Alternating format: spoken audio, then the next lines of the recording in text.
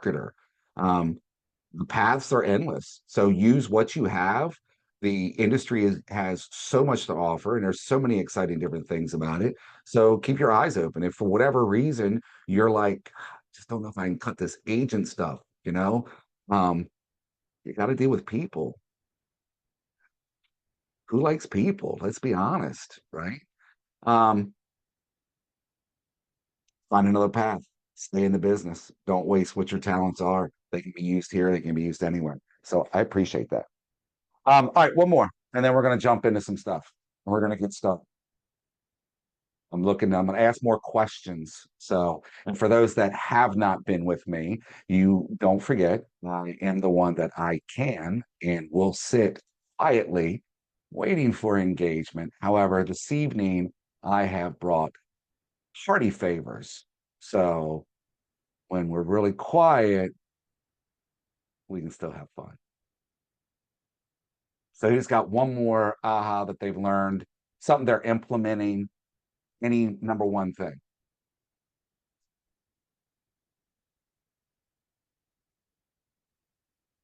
Using command feeding the database. Sorry, the music started playing before you said that. What? Say that again. You asked us for one thing that we're implementing, right? Database, yes. Yeah. You So said database. using command to feed the database, yes. Okay, Or yeah, awesome. That is kind of one of the key elements behind the technology is for it to be your CRM, for it to be your database. So that's a number one start right there. So okay. This week, you guys have discussed getting to the closing table, correct? It's one of the topics we had this week, getting to the closing table. What does that mean to you guys? Getting to the closing table, getting to close. What's the processes you've learned out of that? And what does it mean to you individually?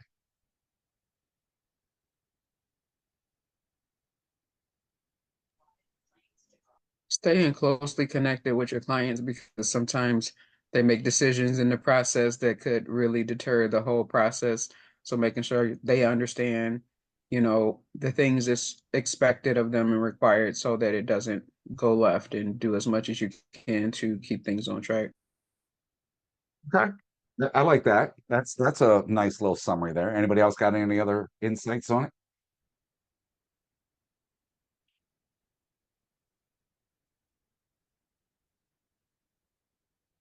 Find something real quick.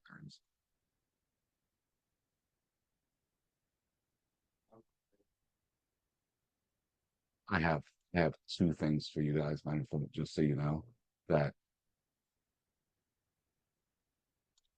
Let me see if I can get them to function together the way I want them to. Oh, here it is. Here's the other one. So this evening when we were on my East Coast time phone, it was either the Jeopardy sound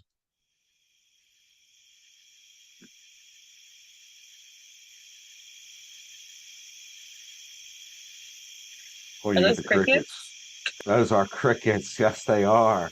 I got to turn that one up a little louder to make sure we hear it like that. Yeah, we're gonna we're gonna bring it tonight. All right. So we're almost done. Right. I was excited about almost being done.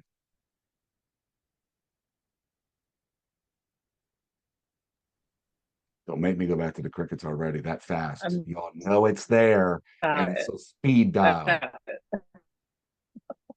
It's bittersweet, let's just say. Yeah. It's been a great journey. Sad that it's coming to an end, but also excited to actually put more work in from everything that we've learned. So yeah, it's a bittersweet moment for me. I like that. Thank you very much. And I would agree. It's bittersweet for all of us involved. Um, Yet stay tuned, stick around. News, the end, because I'm like that and I do cool things. So let's do kind of a review of the getting to the close table and what that looks like. And then we're going to look at how it applies inside of the technology. The first thing that I would encourage all of you to do is to actually sit down and develop your own contract to close plan. What does that mean? What's a contract to close plan or process?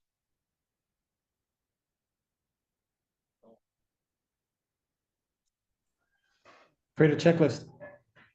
Checklist. Perfect. What checklist is going to include what? Contract to close checklist. What are some items we want to put in that checklist? Uh, Dates, uh, services, Date, dates for what? dates for due diligence, dates for earnest money, any services that are not maybe non-standard or what I would call non-standard, like, depends on, let me see, appraisers, based on all those things that you need to be to close with. Put a checklist together with that includes all of those people. Awesome. Brian, you summed it all up right there. Matter of fact, we're done. Everybody go home tonight. I mean, unless you want to learn how to do that inside command. Yeah. Okay. Now I do.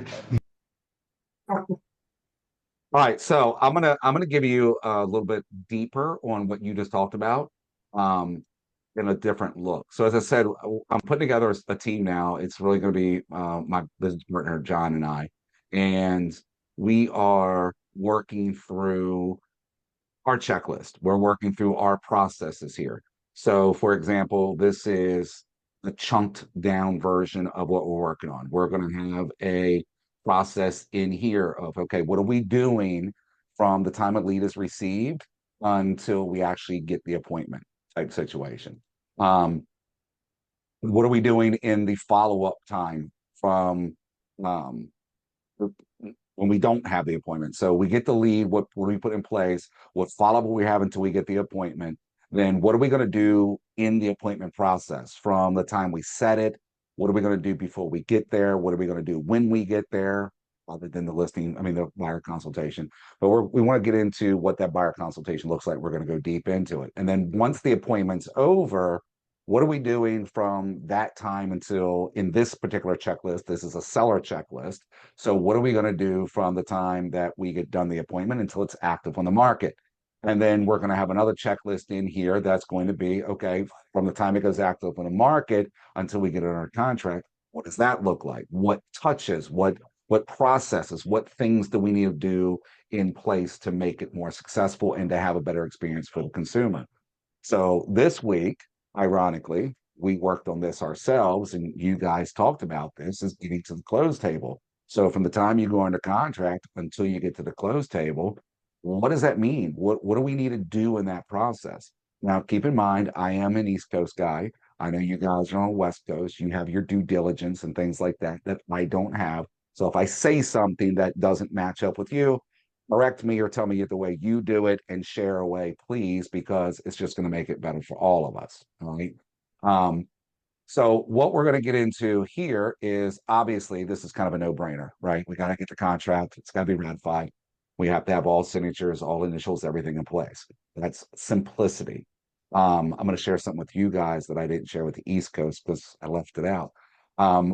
We even talked about that if it's my listing and I get a contract on it, because we're not going to have a transaction management or an assistant or ops manager. It's just going to be the two of us to start. That in order to make sure that we're working more efficiently, if my listing and I'm going to use you, you bring me an offer and we sign it, we ratify it. Before I send it back to you with all of my signatures and stuff to put it in escrow, I'm going to give it to my partner, John, and go look over it, make sure I didn't miss anything. Because I've looked at this offer and the paperwork 2 or 3 times. I've had multiple conversations with you. In my head, I'm going, yeah, we agreed to that, or no, we didn't agree to that, yet we didn't get it put on paper type situation. Or if we did, it didn't get worded correctly. So him and I agreed that we would pass contracts back and forth before we finally send them back to a buyer's agent, or if we are on the buy side, before we send it to the listing agent, to make sure we're not missing anything. The purpose behind that is the cleaner, the better the contract is, the better you look. You probably had this conversation this week. The better your offer looks and the more organized and the more accurate it is, the more chances you have of winning that offer if you're submitting as a buyer.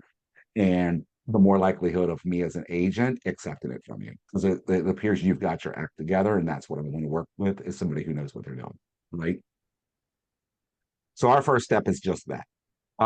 Second is we're verifying our EMDs. So whether we are quoted at our Keller Williams office or whether we're putting it in escrow with the title company, depends what your practice is and what your preference is. I can do either. I prefer the escrow with the title company. It just makes life a little bit easier. So as a listing agent, we need to verify that. I got a buyer process over here too that I can bounce back and forth with. So stick with me. On the buy side, we got to collect it. We've ratified it. Where's my money? So either I need to get that money sent into the office or I got to make sure it gets to the title company in a timely fashion. So out in your areas, what is your time frame? What is your required time frame to get earnest money deposits collected?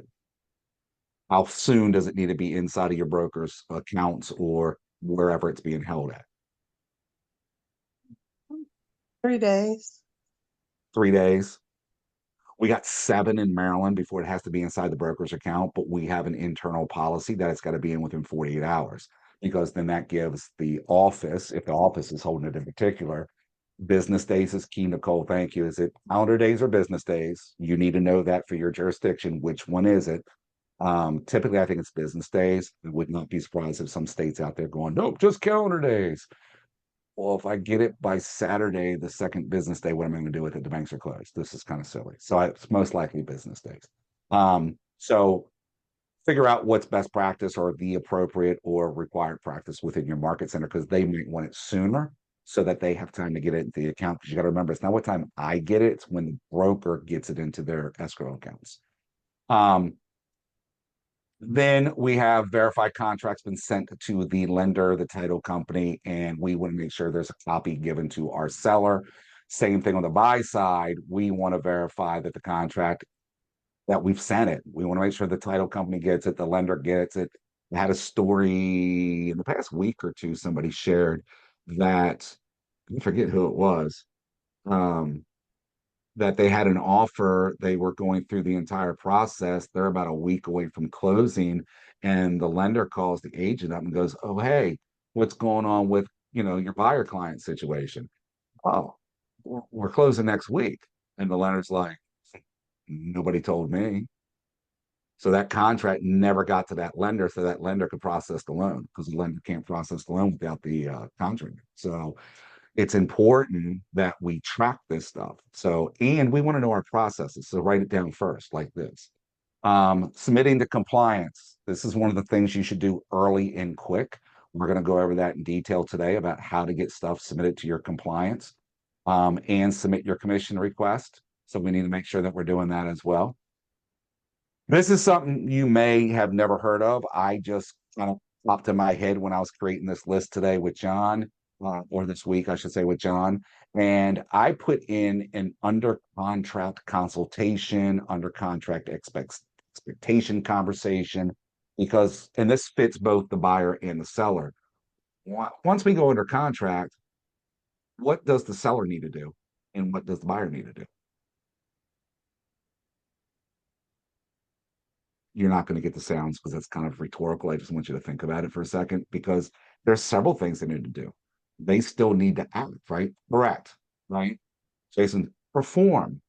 Yet we don't always communicate to them what they need to perform and when they need to perform it by.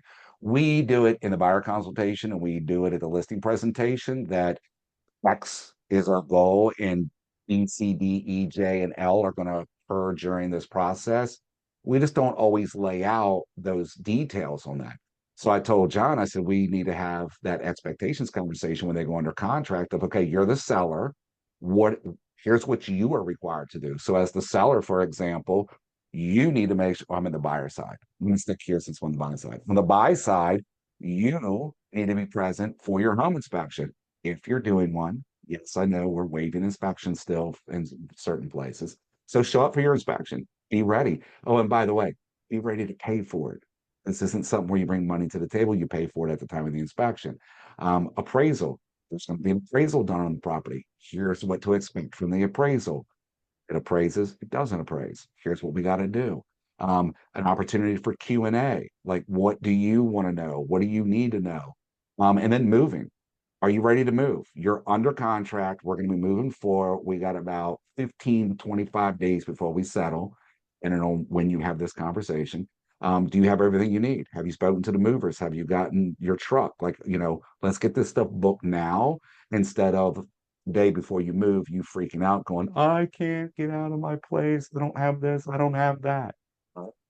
Pre-order the pizza and beer and line the people up sooner. Don't wait till the last minute. I promise you, they're all going to go to the lake or something. They're not going to be there for you, right? Same thing on the sell side. The only differences on this is, hey, you need to provide access for the inspection. You need to provide access for the appraisal. HOA documents, condo docs, they need to be ordered. Let's get them in now. So I don't know what the rules are in everybody's jurisdiction on time frames of how early or where you need to order it. It's definitely going to be at the contract point though, right?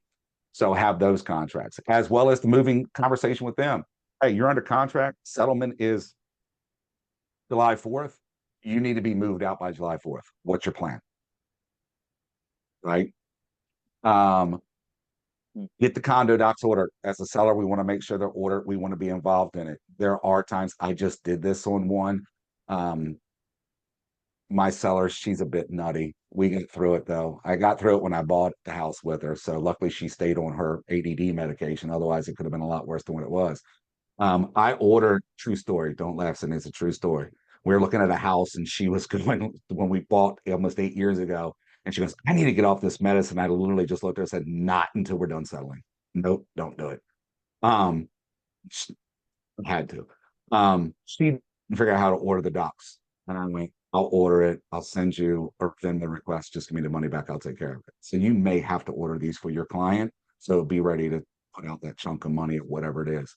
Confirm inspection date and times. There have been and will be buyer's agents that will schedule inspections and tell anybody. So you want to be able to be back in touch with the buyer's agent and say, hey, your inspection time frame is X. When are you going to do it? Now, from a seller side, kind of don't want them to do it. And if they forget, that's on them. And the contract says this time frame. So I may make one notice and say, hey, when are you going to do it? If they don't come back to me, they don't tell me, they don't schedule it, they miss their window of opportunity, that's on me. But I will give them at least that one shot. On the buy side, again, the buyer agent needs to make sure they schedule it. They need to attend the inspection with their client, or at least on behalf of their client. I would not want to, in all honesty, I really wouldn't want my client not to be there. What are you guys doing for inspections in your area right now? We have gotten to the point where we're just telling our clients to come at the last hour. We're not actually having them there for the entire 3 hours. That's our average inspection time. It's kind of pointless in a way. It's not, and it is. They can be. We encourage them to show up about halfway through. Let the inspector do what they got to do. The inspector gets through it a lot faster and a lot easier. And then in that last hour, he can back trace and go, here's this, here's that, of top important things. And that's worked out for us quite a bit. And there are still buyers that show up, for the entire thing. So what's going on in your areas that are doing on that? Same in San Diego. Okay.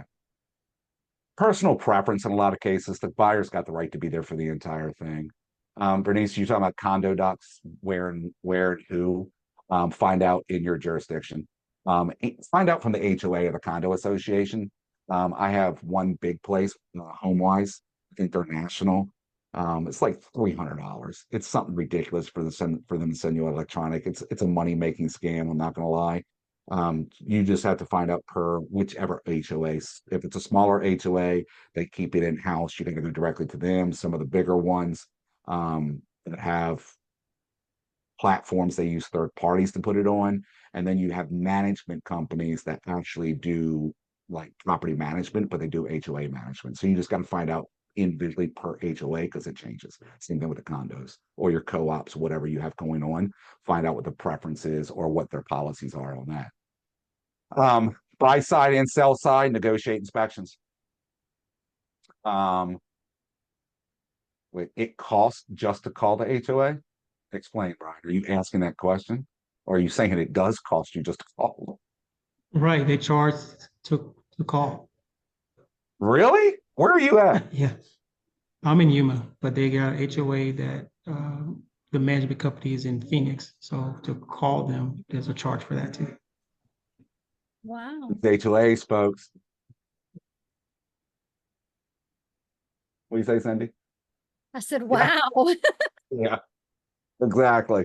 It's a ripoff. Now look, back in the day when it cost you $200-300 to get HOA docs, I get it because you literally had to go to some place, somebody had to go to the copier, they printed it out, you got a big stack of papers. It made sense. Everything is digital now, literally. And oh, and here's one of the other reasons why, and I didn't get super deep into this with my other group. Yet HOA docs, when you order them from the seller side, do it early as possible. Sometimes the resale package and the letter they give is only good for like 30 days. So you can't order too early. Some people don't care whether it's 30 days or not. They just, as long as it's ordered, it's good. The HOA company is probably going to come out and do an inspection of the property, make sure it's compliant. And the seller would have to fix those because you can't turn the property over to the new buyer when they're like going to get fined and whatever by the HOA. But I totally forgot what I was going to say. Just totally blacked out.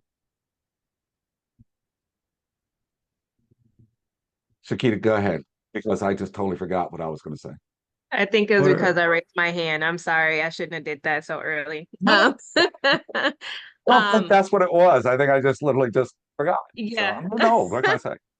I have heard, and this, I mean, I guess it's your preference, but to maybe order it at the time of acceptance, like once the offer is accepted, then put an order in. Would you recommend that, or sooner the better, Yeah. like you said? So yeah, find out what the rules are in your area and per HOA. Like, hey, well, except for Brian, because if he just calls and asks a question, he's got to pay him for that question, right? Hey, I got a property, it's in your HOA development, we're getting ready to put it on the market. Can I order the HOA docs now so I have them? So when I go under contract, I've already got them, or is it best that I wait until after we go under contract? Because they may tell you, well, you can order it now, but the letter we give you is only good for 30 days or whatever. And what if you don't get it under contract or whatever the case may be? At the very, very minimal, the day you go under contract, you need to be ordering the HOAs. And I knew what I was going to say. Here's the reason why. If you don't, and you have to put a rush on it, and this is what real money comes in, they'll charge you an extra $150, $200 for rush to get it in like 3 days. Now, in theory, the HOA should be going out to the property, right? To do like, we're going to make sure that you got the right light fixtures, the right siding, the fence, it's painted, you haven't put pink polka dots on it and all that stuff like that. In my area, it's rare that somebody actually goes out to a property and checks it. Normally the HOA just signs off on it and goes. But because somebody does have to go out there, then they have to like make a special trip, I guess. I don't know how busy an HOA is. I don't even want to get into it. But sooner the better, because otherwise it can cost you an extra $150, $200 for a rush job. And you don't want to have to take that on. So the sooner the better. Negotiate inspections once they're done. As a listing agent, you're going to want to confirm your appraisal. The buyer agent doesn't really do a lot with the appraisal. I put in our checklist. We just want to verify. So I want to at least, as a buyer agent, call my lender and say, hey, did you order the appraisal? You should be in constant contact with your lender anyways. And then from the sell side, I'm going to know because appraisers contact the listing agent, my area for us to give them access and schedule it. So I'll know ahead of time. And then listing agents attend the appraisal if possible. Why would I tell you to attend the appraisal as the listing agent? So you know what's going on. Okay, so I know what's going on, and it's a little bit more to it than that. Make sure that he's, go ahead, I'm sorry.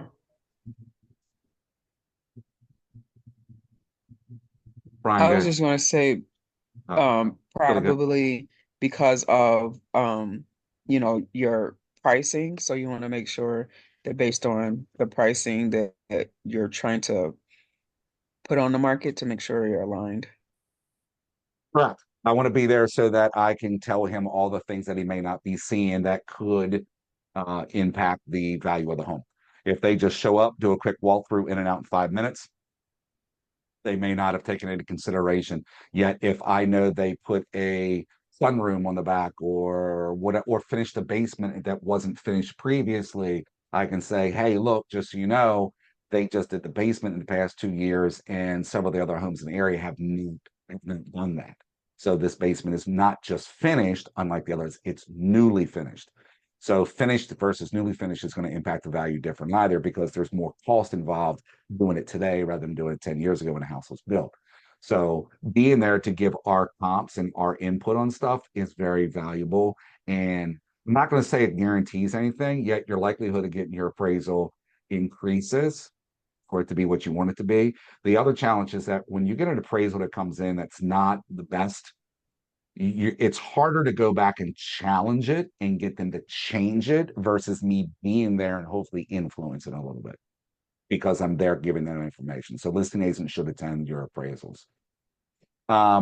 Financing, noticing right now, and I didn't do this before. I'm noticing I don't have financing on my buy side. Look at that. I learned something that I missed and I didn't even see it before. Financing on the buy side, you need to be in constant contact with the lender, be in constant contact with your client, and make sure that you're getting your commitment letters.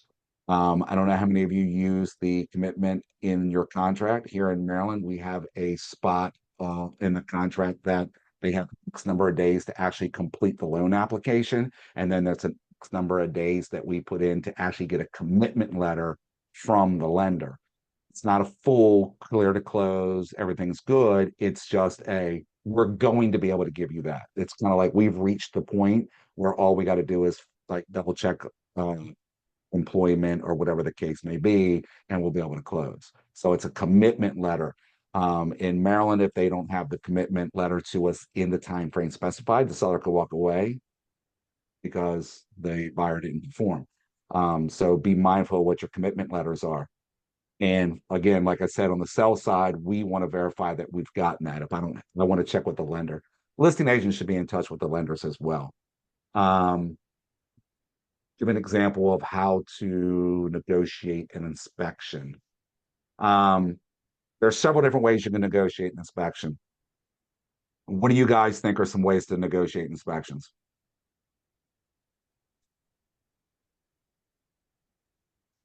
Can you tell me what you mean by negotiate? Like negotiate the terms, or are you talking about the time frame? It says have seller pay for it. So it's Bernice put it in the chat. Bernice, give me a little bit more detail what you're talking about. I think I understand it, and Amy's got a fair question. So give me some more details on that. Well, I just saw on the checklist where it says negotiate inspection. So Okay. I didn't quite know what that meant. And negotiate with whom or how? Okay, fair question. So that is to negotiate with the other side. So let's say you're the buyer agent and your client does an inspection, and I don't know, they don't like it. There's whatever. They don't like the fact that it's a 35-year roof and it's 34 years old and they want the roof replaced. Well, that's just never going to happen in any history, but that's an example of something they might not like. Let's say the dishwasher doesn't work. Let's use that as an example. The dishwasher just doesn't work. So they come back with the inspection report and the buyer agent sends it over to me. The listing agent says, dishwasher don't work. Replace it, whatever they're requesting. So that's what I'm going to negotiate. I'm going to negotiate whatever the buyer is requesting, such as that dishwasher, and it's going to be done. Well, I see Nicole put in have seller pay for it. Whether seller pays for any needed repairs as a buyer credit in closing or makes repairs before closing. And that's what I'm looking to do. I'm looking to find out, is it something that absolutely needs to be done? If we don't do it, is the buyer going to walk away? Secondary, does my client have the money? Does the seller have the money to actually make the repairs? Or is it something that would have to come out of proceeds? Can I get it fixed or replaced and then pay for it out of the proceeds of closing because they don't have the cash up front? Or can I just give a credit and say, hey, Mr. Buyer, we're going to give you $1,000, go buy your own dishwasher, have a nice day, because that's just what we're going to do. So I'm going to negotiate with the buyer agent on how to best resolve any negative things that come in on the home inspection. Does that answer your question? Gotcha. Yep. All right. Yeah, thank you. You're welcome. And then again, another thing, I don't know how many people do. John and I talked about it. I said, I think agents do this on a regular basis. We just don't do it with purpose. So I put another consultation or expectations conversation in of closing. So, hey, we've gotten through all our contingencies. We've gotten our commitment letter. Matter of fact, maybe we've already got our clear to close. We've gotten through inspections. We've gotten through the appraisal. We've gotten through whatever contingencies that are there. Like there's at this point, the HOA period, all of those things, nothing's going to stand in our way at this point. We're closing in 5 days. What does that mean? So from seller standpoint, we need to talk about utilities. You need to shut utilities off, call the electric, call gas, call Comcast, Xfinity, whatever cable company, phone company, whatever it might be, call and tell them your last day in this home is this day, and you want everything out of your name because you're now moving to this location or whatever's going on with that. The same thing applies on the buyer side. On the buyer side, there has to be the same conversation. Hey, you settle this day, your utilities and everything kick in this day. So make sure you contact and set your accounts up so that you have power and cable and all that other stuff. So having that conversation. Buyer side, I threw in insurance. Typically, your title company and your lender are going to be the big ones having the homeowners insurance conversation. We want to just reiterate, like, you got that done, right? Because don't let anything happen.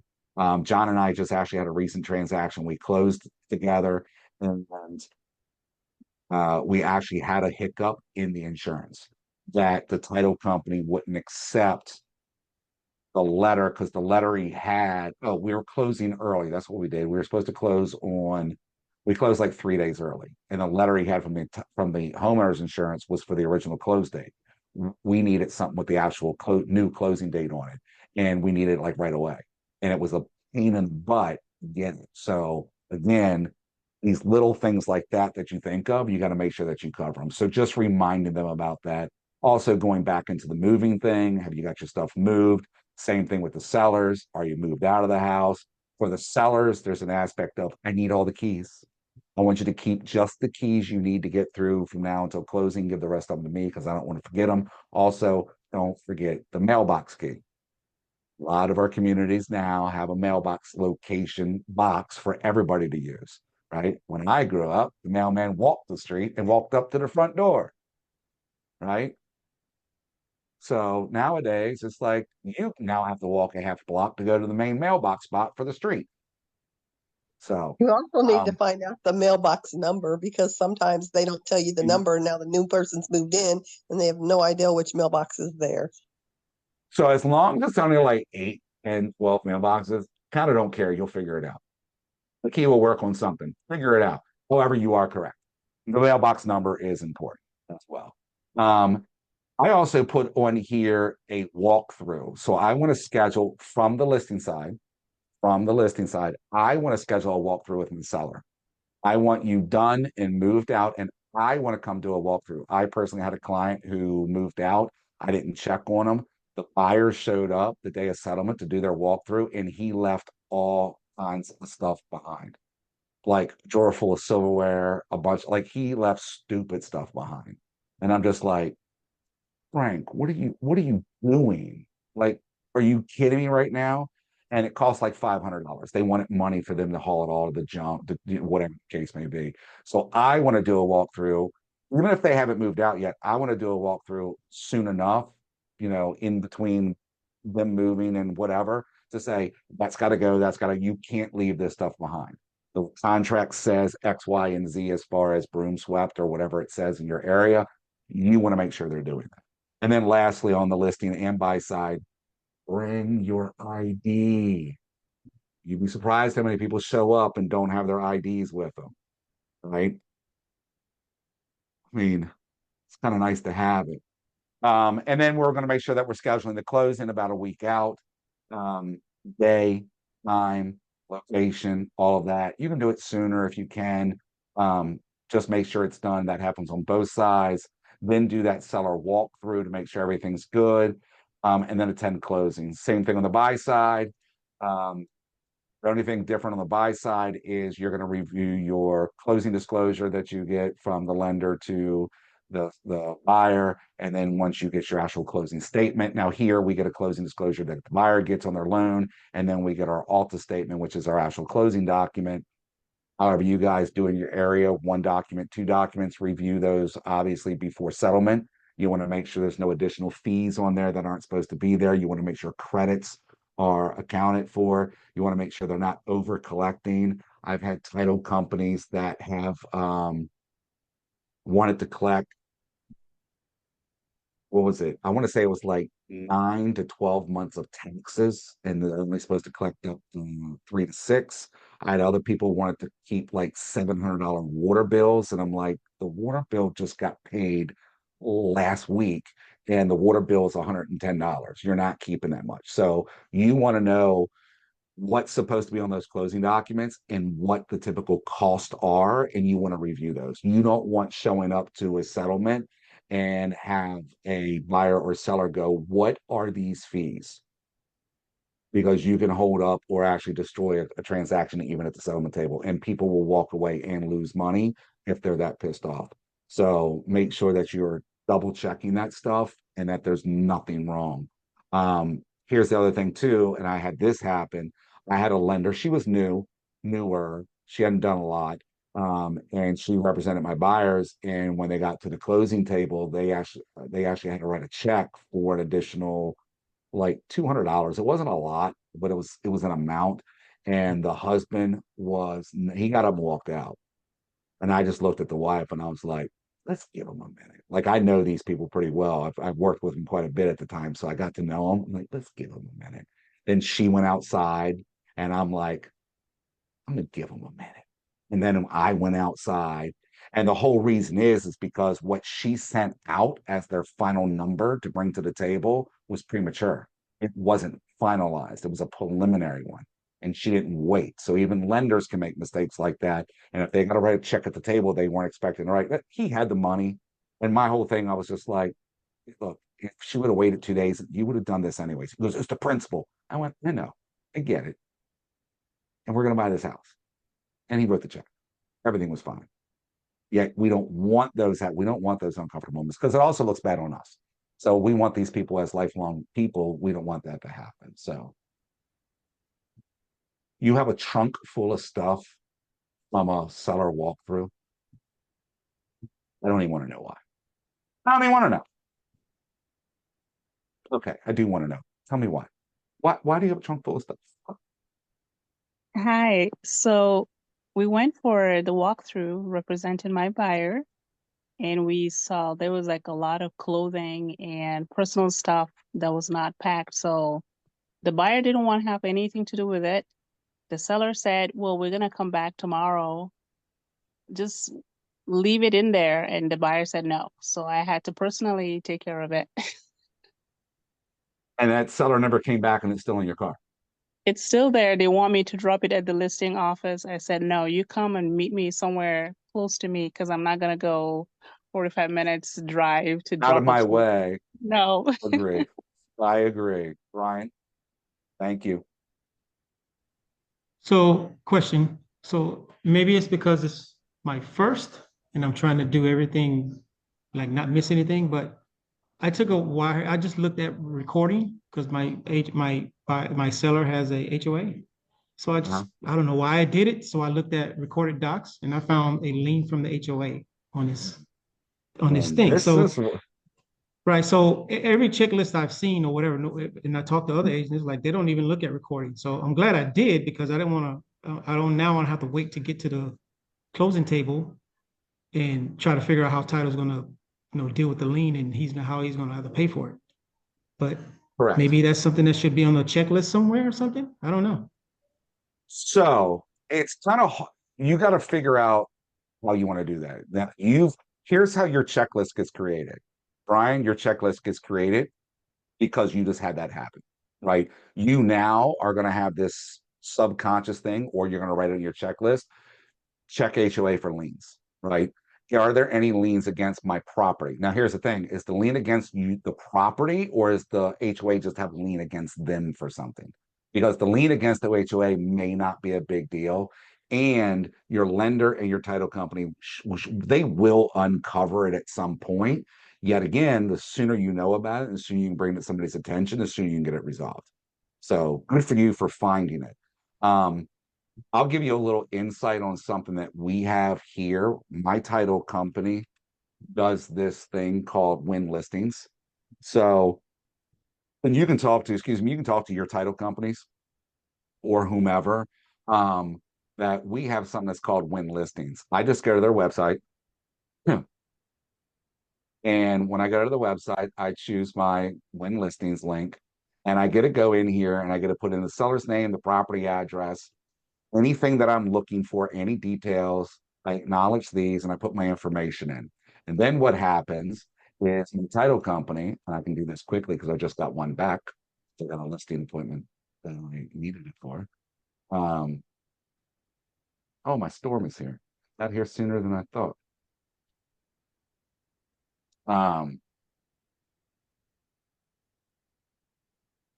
I get this back from my title company. And they check all this for me. So they verify it's being transferred in fee simple, that there's no condo ownership, there's no co-op or anything like that. Excuse me. Not listed as a principal residence with our state Department of Taxing, no evidence of outstanding state withholdings, no evidence of recapture, have owned more than 2 years, which is important. No evidence of deferred water. Then they get into the land records and no plat attached. They couldn't find one because it was done by meets and bounds. The current deed does have an egress to it, which I found out from the seller when I spoke to her. No open deeds of trust, so there's no current mortgage on it. It's free and clear, so everything would be proceeds to them. No evidence of a condo or HOA. If there was, they'll do their best to do this. What she's doing is basically a preliminary title search before, like what they do before closing. But I'm getting it up front, so when I go on the listing appointment, I know stuff before I get there. So you can always check with your title people and see if you can do that. No evidence of an estate or probate in this, which I asked them to double check because this is the owner on the deed and taxes, yet the person I'm speaking to is Teresa. So I don't know if it's a daughter. I don't know who it is. I don't see her name on there anywhere. So I got to find that out. No evidence of any judgments, and those judgments are against the person or the property, not necessarily the HOA. However, if there is an HOA lien against the person or the property, it will show up in this judgment search, the judiciary one. And then my tax stuff. And then I get copies of all of that information, the deed and everything like that. So I have it even before I go to the listing appointment. So that's my checklist for a listing appointment right there. That's one of the first things I do before I go to a listing appointment is that. So, all right. Questions, comments, pain, sorrow, joy, excitement. Cindy, if I pick on you, it's only because you're the only one I can see. Oh. I'm just saying. I mean, there's like 3 other photos, but everything else is just a name. It's like my sky right now. It's just dark and dreary because I got storms coming in, and all I got is dark. And I guess all the Freddy's name in white could be the lightning. I don't know. Tell me what you got. Well, if you're doing you're dealing with the Teresa, don't you have to make sure ahead of time that she is someone who has the ability to? In this situation, I'm not stressed. The property's already listed. She's listed with her cousin. Oh, okay. And it's a reputable company, but his dad recently passed. Mom's on her deathbed. He's got too much going on his plate to deal with the property. So she's looking for another agent. So I'm sure there's something there. Another thing I haven't done yet is check the disclosures for the current listing, which I'll do this week because I meet with her. I have a phone conversation with her on Monday. And she doesn't even live in the state. Matter of fact, I mean, she's in Arizona. health reasons. I don't know what's going on. So I already spoke to her, and we have an phone appointment set for Monday because she expires June 30th. So I'm going to talk to her on the 1st because she's not going to renew with the cousin, and I'll get all those details then. So yeah, Okay. and I'm going to go check the property out. I'm going to try and check it out tomorrow because I'm curious about it. In fact, the partner has investors, and we made her an investor for it. So I might be able to take this list and make it sold right away. I don't know. We'll see. As long as I get the transaction. Tell me what you got. So, and some of the learnings are the stuff that we've gone through with previous classes. They talked about having the buyer or seller presentation. Do you use those, or do you refer to your checklist? I mean, actually having documents with me and taking stuff with me on the appointment. Yes, like a full PowerPoint presentation. Definitely not a PowerPoint presentation. I take as little as possible with me on appointments. The main reason being is the more you give them, the more confusing it can be to them on a lot of situations. So I don't want to give them so much that it's overwhelming. And my goal also is to speak with them about what do they need. So I had a coach previously, a MAPS coach previously a couple years ago. And one of our tops MAPS coaches I know, and I've met with her on several occasions. And through the two of them, I learned this saying. My coach is the one who actually said it to me. Many of our MAPS coaches, I think, have this same philosophy. They say it differently. But my MAPS coach told me one day, she goes, if you are ever tired after an agent consult, like because I coach agents and when I meet with them, she goes, if you're ever tired after you have one of those, you talked too much. And the same rule is going to apply to you guys. If you ever walk out of a listing appointment or a buyer consultation and you're like, whew, that was a lot.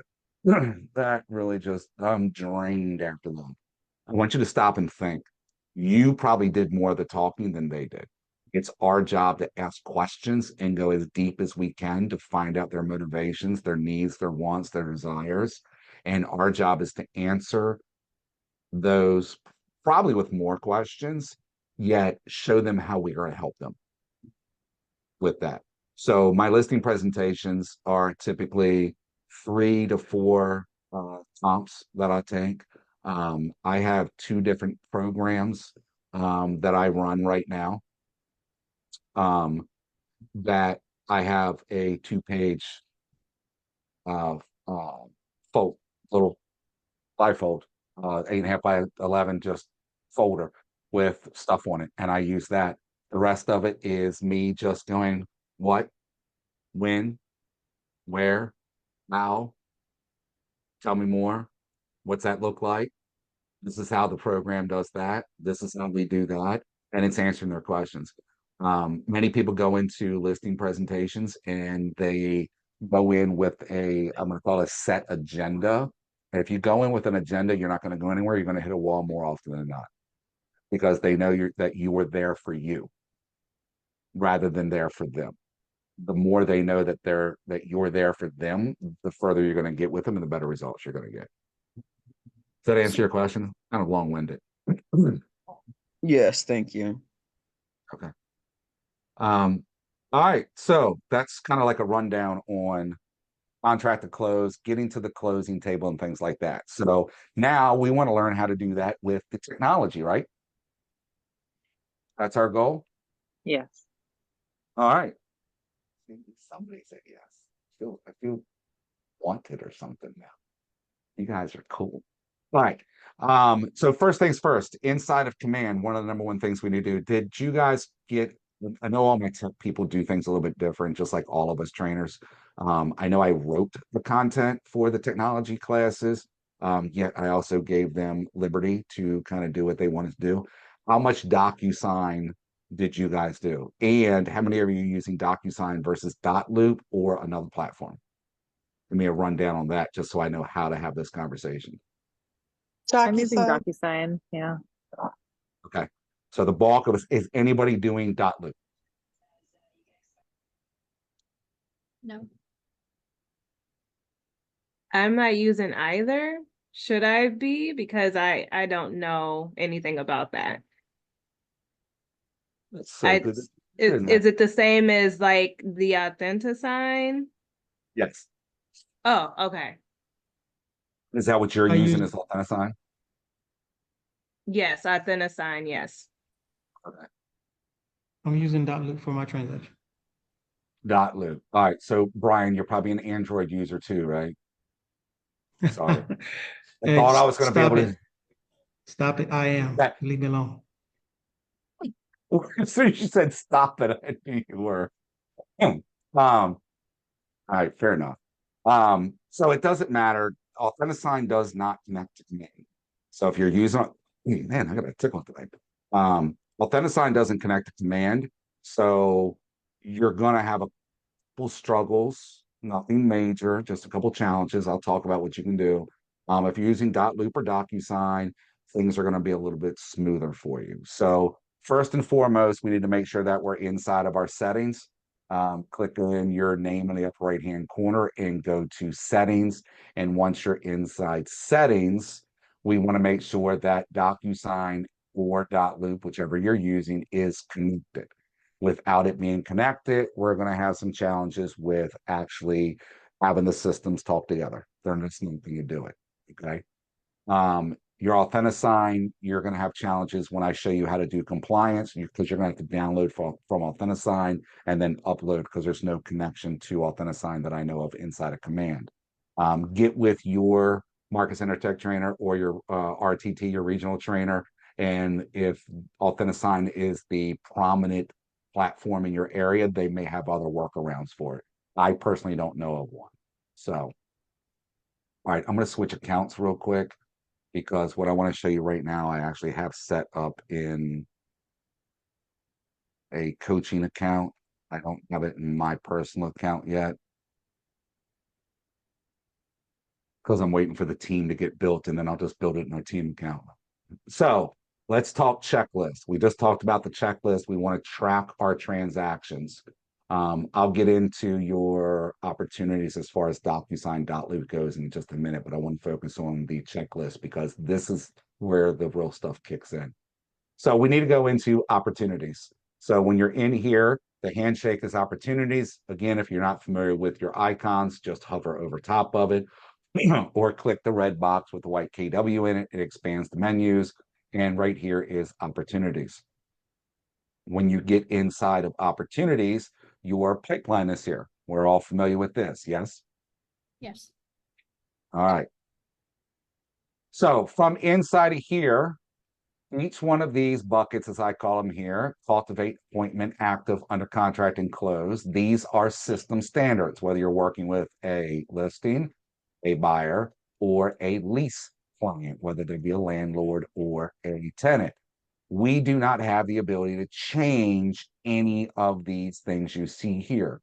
However, the stages with inside of those buckets, we can change that meets what we want it to meet. So for example, if I go inside of Cultivate, I have already swapped my stuff out in this particular command platform. If you go into yours, it's not going to look like this. It's going to have the standard watch, hot, and nurture, I think are the three that are in there.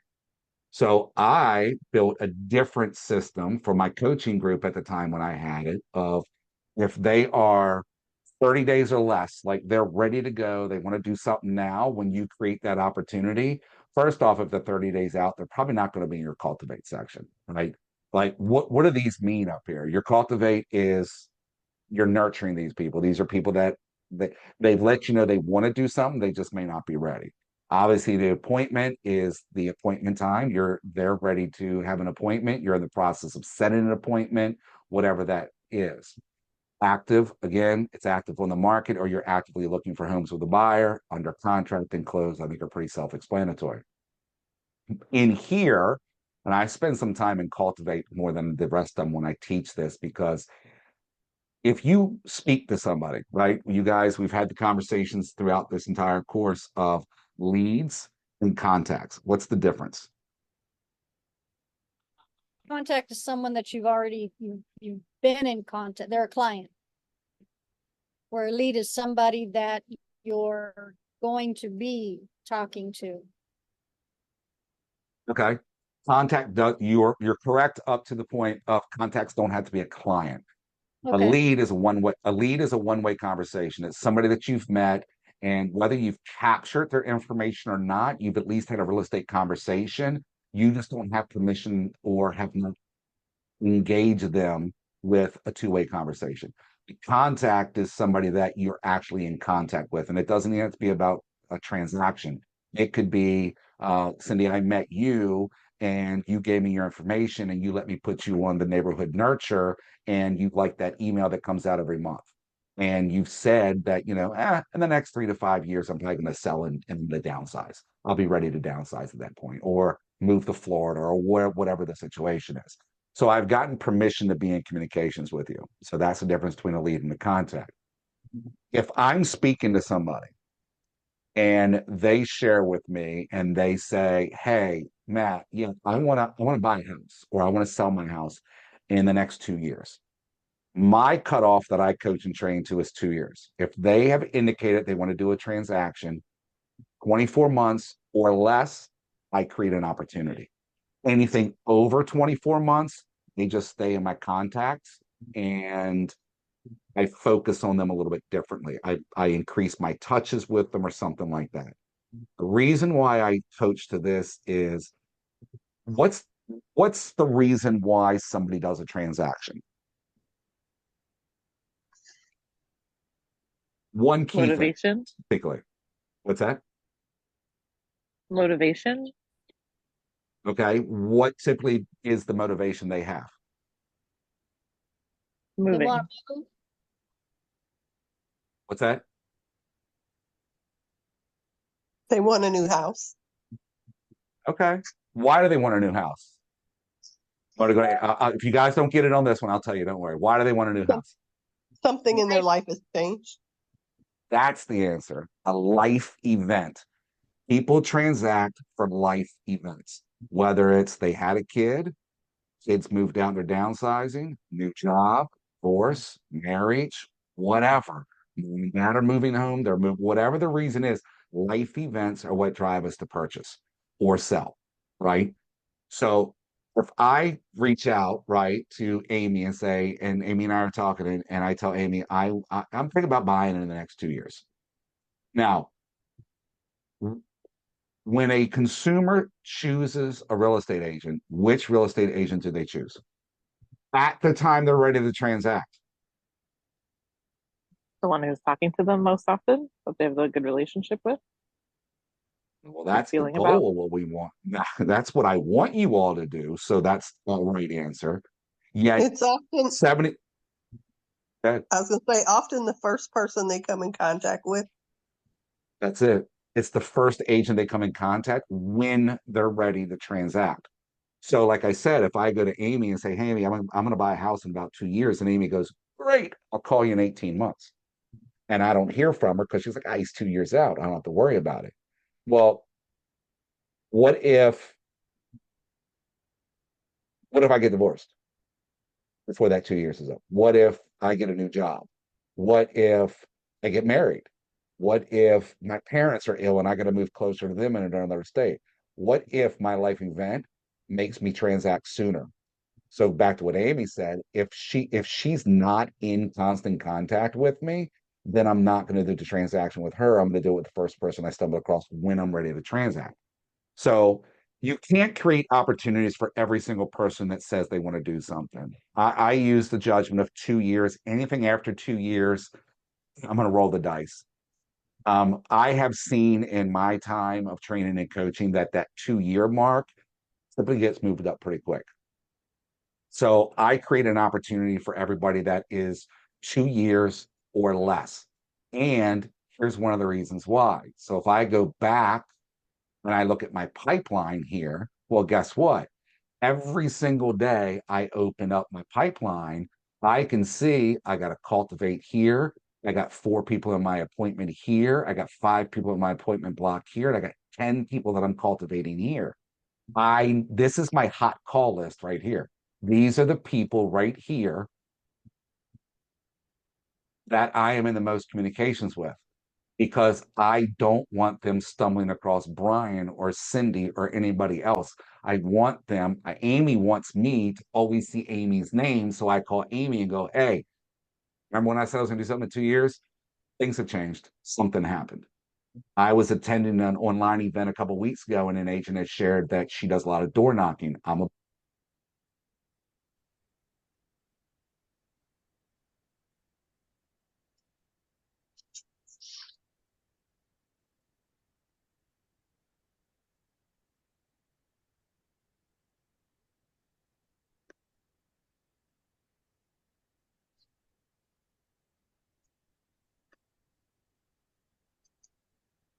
Oh, shit.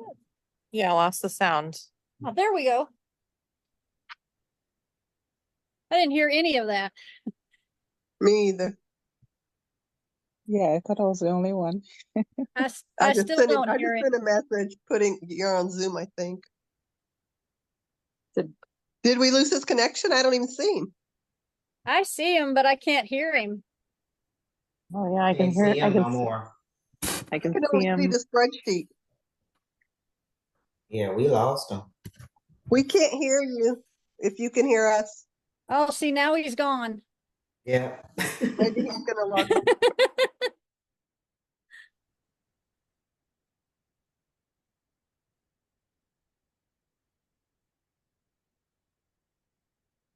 There he is. We can Can see you you, hear but we us? can't hear you. Oh, there you Okay. Can you hear me now? Ah, I can hear Yeah, you we now. didn't hear any of that, but yeah, Nope. we All can right. hear you now. Yeah, I don't know what happened with that. That was weird. So, okay. So, what is the last thing you guys heard? When you drew the box and said these are the people you want to concentrate on. Yeah. go. Mhm. All right. So the reason you want to concentrate on those people is because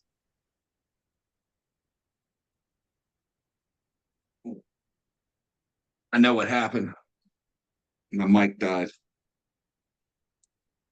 The reason we're Probably because you don't concentrating on have, those, probably the because you got reason an we're iPhone. I like that. That's good. All right. That's fair. All right. All right. That has nothing to do with me teaching for multiple hours today, anything like that.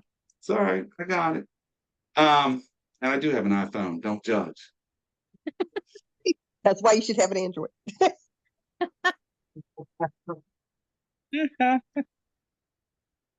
All right. So we are at the fact that, let me put my screen back up for you guys. All right, screen's back. You guys see it again? Yeah. Okay. So the whole point behind drawing that line is because people transact when something happens. Even though, like the scenario I was given where I said, I told Amy I'm going to do something in the next 2 years. What if I got married? What if I got divorced? What if my job changed? What if something came up? If she's not in conversation with me, guess what's going to happen? I'm not going to do a transaction with her. So if I have everybody that I want to do a transaction with, or I'm suspecting that in the past 2 years or in the next 2 years they're going to transact. If they're in this pipeline, every day I wake up, I get to see there's 10 people here, there's 1 here, there's 4 here, there's 5 here. This is my top priority of people I'm calling. If they're just over here in my contacts, just living in my contacts, they're a little lost, right? They're there, but they're not there. I don't know. I don't know who I should call or who I don't call. Yet inside of my pipeline, I can see this. I also get to see the projected income I have if I get everybody from the left over to the right to the close. So it adds a little bit of motivation to it. Does that make sense? Mm-hmm. Yeah. All right. So let's look at the checklist and stuff like that I want you guys to think about. So inside of this, you guys have like I said, you have these buckets, and I changed mine to 30 days, 1 to 6 months, 6 to 12, and 12 or more for my coaching clients. So if they're going to do any type of business, if somebody indicates it, they get an opportunity to create it for them. I can edit these. I can also edit the checklists that are associated with this. So in that spreadsheet, we were talking about a checklist. You can have that same checklist inside of here. In order to do that, I go up to the upper right-hand corner up here where it says create opportunity. Right next to it, it says stages and checklist. So if I click on stages and checklist, here are the stages. There's my 30, 1 to 6, 6 to 12. This could be 12 to 18. I could put another one in here that says 18 to 24. So let's say I want to fix this one. I'm going to go in here and change this to say, oops. We'll make this one say 12 to 18 months out. And then I'm going to add another stage that is 18 to 24 months. And I'm going to save that. So now I've got all my buckets now that I'm going to take my people through. If you note here in the center, I have an opportunity to create checklist. So I'm going to jump on this one. That's the one that's got the most in it right now. So here's my checklist. Checklist creation works similar to what I just did with those stages. I can go in and I can create tasks inside of here. And if you note, now remember, I'm in the cultivate section. So I'm in a spot where I'm still gathering information, maybe. I'm still confirming details about the individual, about the property, and things like that. So I want to make sure one of the things I'm getting, I'm confirming I got all phone numbers with the right phone number, confirming the email, confirming the address. I want to verify, I want to get a birthday. If I can't get a birthday from them directly, I can go source it on social media. A lot of people actually have their birthdays open as one of the things because, well, who doesn't like getting wished happy birthday if you don't know the person, right? I want to make sure they're added to my quarterly call plan, even though I know they're going to be doing business sooner than probably the next quarter. They still need to be on that quarterly call plan because even after I transact with them, I want them on that quarterly call plan. I also want to put them on the bi-weekly neighborhood nurture. We're all familiar with the neighborhood nurture smart plan, right? Yeah. Okay. Did you know there's 2 of them, bi-weekly and a monthly? No.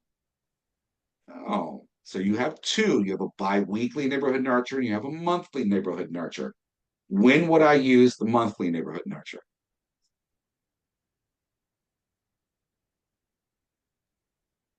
Probably in this case when they're a year out. Okay. Anyone else? You broke up, Lauren. I thought it'd be 6 months. Maybe that's too close. Okay. What about the bi-weekly? When would I use bi-weekly? 6 months or short. Y'all complain about my audio. Hers is worse than mine. She got iPhone. All right. 6 months or shorter.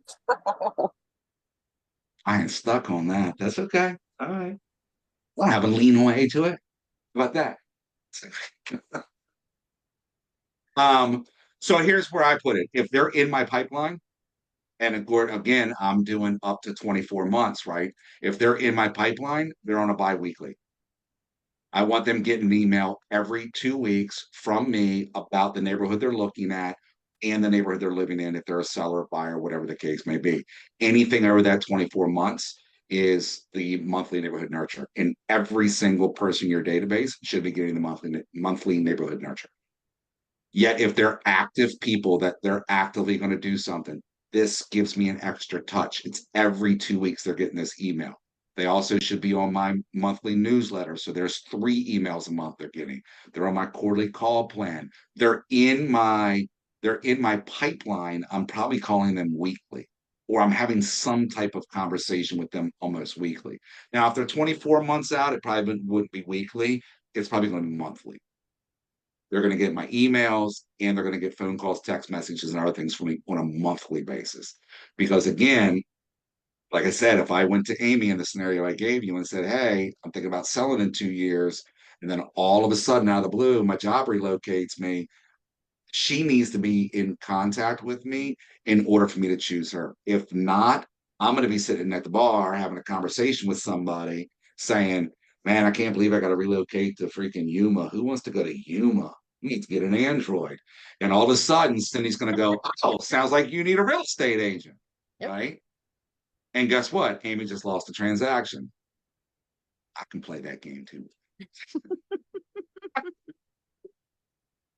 That just happened to me. I had someone that was looking at a home and I didn't follow up with her soon enough. And then when I followed up with her again, she said she had just purchased a home. Yep. Yep. It's about being on top of them. So the checklists are going to help you do that, right? So you can control all of your checklists. You can control all of your stages. Now, you can also, let me go back to this real quick. Inside of your checklist here, if you're on a team, now this is a team account, I can assign people to this. So in our ecosystem, in our area, what we do is the Rainmaker's in charge of everything. Most everybody else does this. They're the only ones that have full access. Your admins will have the additional full access to manage stuff. So the lead is always going to be assigned to somebody on the team. But I can actually assign this anytime this is here. I can go in here and assign it to a person on the team. Like, for example, confirming the cell phone number, email, and address and birthday. My agent on my team doesn't have time to do that. I'm going to give that to one of my admins. That's their role, is to do that stuff. My agent has got other stuff to do. Now, my agent's going to be good enough, though. They've already done this in their preliminary conversation stuff. Yet I can assign things on a team. Personal accounts, you're not going to see this. So don't go looking for it. Okay. There's also the aspect of, I'm going to go back and I'm going to open up a transaction. Once I'm in that transaction, so here's my opportunity that's been created. If you look up along the top, I can get to those tasks that are over here. So if I go into, let me get somebody in. This is the one we use. So if I get in here, I can click on these tasks. And if you note, here are my tasks. So in this bucket of stuff, I'm in the active stage here, right? And I'm in pre-listing.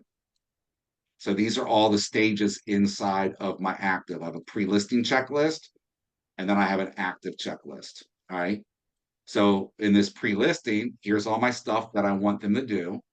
I can go and assign a date to something and say, hey, this needs to be done by tomorrow or whatever the case may be. And I can even assign a time to it. I can also assign a person to it and say, hey, this is on me. I got to do this, right? I can also, I can then, once it's done, I can put a check mark on it. We also have the ability to send updates. So if I want the client to get updates when I check something off, it will send an update. So if I go back into my stage and do my edit stages, inside of here is where I'm going to do that at. So you see over here, it says client updates. If I click on it, it takes me into the settings to where I would set up my client updates and activate that. If I'm in the checklist and I'm making edits, come on. Be difficult. Oops. If I'm in here, I can go into my checklist inside of here. When I hit edit, oops, not that one. I'm sorry, the checklist. I got to click on the right thing. When I'm editing the checklist, I can click off client updates, which means that when I check it off, there's going to be a predetermined email that goes out or notification that goes out to the client. You're not going to use this on everything, right? This is also why you didn't see it in the cultivate section, because there's nothing to update them, because I'm cultivating them. This is an actual active transaction that I need to keep that person updated. So add MLS to update MLS to active. Maybe I have this notify the client. So when I check this off, they get notified, hey, congratulations, your property's active in the MLS as of today, type situation, right? So questions on any of that? I do have a question about the stages. Not here, the cultivate, under cultivate. Okay. Okay, so for instance, if you are, okay, yes, this is one. So when you meet somebody and they're like, in 6 months I'm doing this. Okay, so you would put them in 6 months, or depending on the time. So let's say we put them in there, and then if it gets closer, like when we're at the 6 month mark, do you then move them to the 30-day or less, or do they always stay in that window? Like, do you have to manually move all of them because that's how you've set it up? You know what I'm Yes, asking? any of these cards in here, that's a good question. I've never thought about it that way. Yes, these do not move automatically, as in, hey, this is it. This is just you organizing things. And I would never move this person 1 to 6 months to 30 days out, because when I'm talking to, let's say, Carl here, one of two things is going to happen. Carl's going to go, yeah, things changed. I'm not going anywhere for the next 5 years. Okay, that I may move him up to 24 months because things changed. If he's like, hey, Matt, I'm glad you called me. Things changed. He goes, I think I'm actually going to do this even sooner. I'm going to go, great. Let's get together and talk. Now, guess what? Now he's going into the appointment bucket, because now he needs to be over here where I'm scheduling the appointment. Oh, that's And cool. You just then moved them. Okay. correct. And then I'm going to take them over here and go, okay, before my appointment, what am I doing before my appointment? What steps do I have? What's on my checklist before my appointment? Seller, buyer, I send them things, I do whatever. And then he kept the appointment, but he didn't sign my agreement. And I got to make notes about that. Or he kept my appointment and he signed everything. Now, just because he signed everything, I may not put him in active just yet, because I got to get all the paperwork finalized, things like that. That's kind of a personal preference. But from here, he's just going to go into active. So I'm literally just going to drag him around and move him from point A to point B. He doesn't need it. If he's 24 months out and he's in that bucket and he says things change, I'm taking him straight to appointment phase, because that's where he's at now. And it also changes my mindset when I'm talking to him, because I'm doing that appointment aspect. Does that make sense? Yes, that's perfect. Okay. Shakita. 2 questions. One of them being the checklist. Did you create the checklist yourself? Like, you typed out each of those yourself? Okay. Yeah. And then the second question is the email piece. Once they get notified, is that something that is created by command, or I would have to create a template for the email to be sent? You create that as well. Okay. Okay. All right. Any other questions on that? Can I just tell you, your guys' time has blown by for some reason. I swear to God, it's almost 10:30 my time. So, like, this is crazy. You are so good that this time flew past. Does anybody else feel like it went fast? Yes. I it do. It did. went by fast because you have a great class. That's why. Time flies Okay, when you're having fun. thank you. Let me jump back over to my account so I can show you some DocuSign stuff real quick, because I want to hit compliance real quick, because this is the important part. So that's checklist. We want to track our stuff. That's how you're going to track it. Now we want to get paid. You guys want to get paid? Yes. Yes. I mean, it's Absolutely. occasionally more if you want to get paid on the West Coast than the East Coast. I had one person say yes when I did this with them. All right. So pipeline again. I'm just in a different account. I'm in my account now. So I gotta find Tucker. Oh wait, he went under contract. All right, let me move him back to appointment.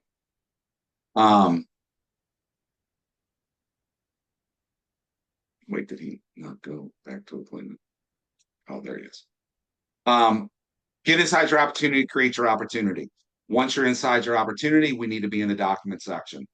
So this is where we're going to get into DocuSign. I'm sure you guys got this and we've done this, but we're going to go over it again real quick because I had some questions around it. So first thing we're going to do is choose our checklist. Our checklist is chosen over here on the left. You're going to have a checklist. You should have a checklist for this bucket. Now, let me rephrase that. All of this is created by your market centers.